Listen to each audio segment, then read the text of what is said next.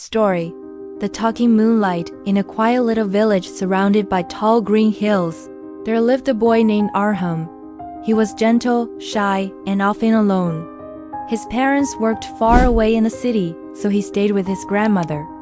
Every night, when the stars began to sparkle and the world turned silent, Arham would climb up the small hill behind his house and stare at the bright silver moon.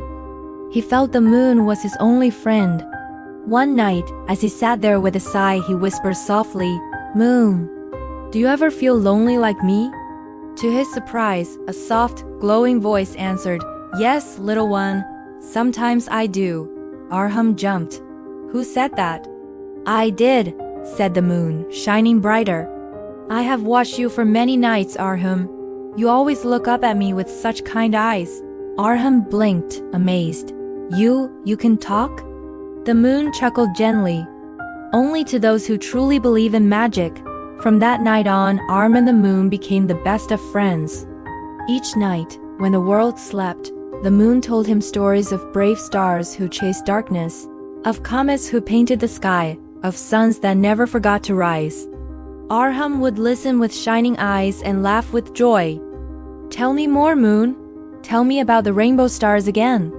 And the moon would smile, her silver light dancing across the boy's face.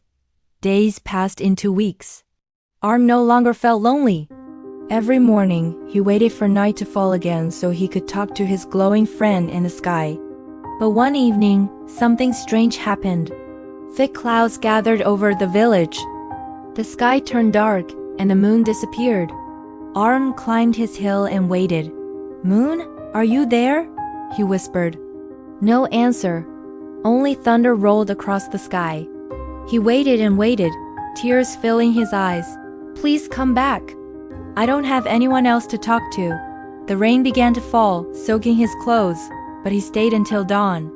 Still, the moon did not return. The next few nights, the sky stayed cloudy. Arm grew sad again.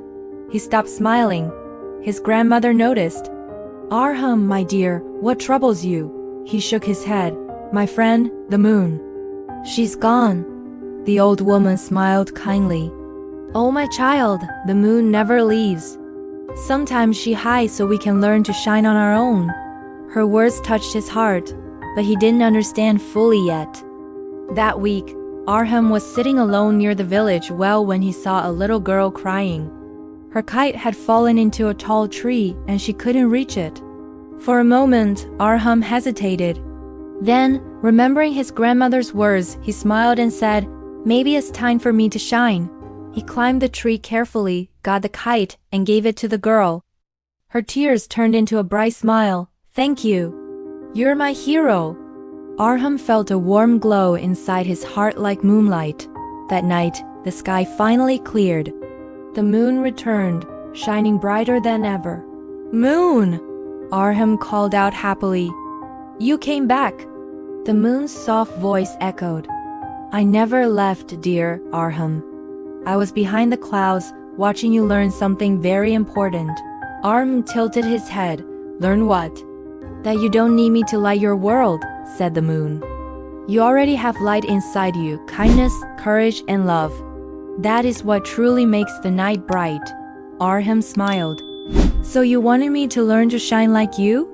The moon's light shimmered gently across the fields. "Yes, little one. Because every act of kindness is a bit of moonlight you share with the world."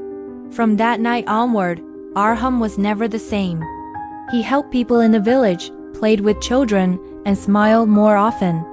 Every time he saw the moon, he waved and said, "Look, I'm shining too." And the moon, high above, would twinkle in reply. Moral: even in darkness, your kindness can be the brightest moonlight.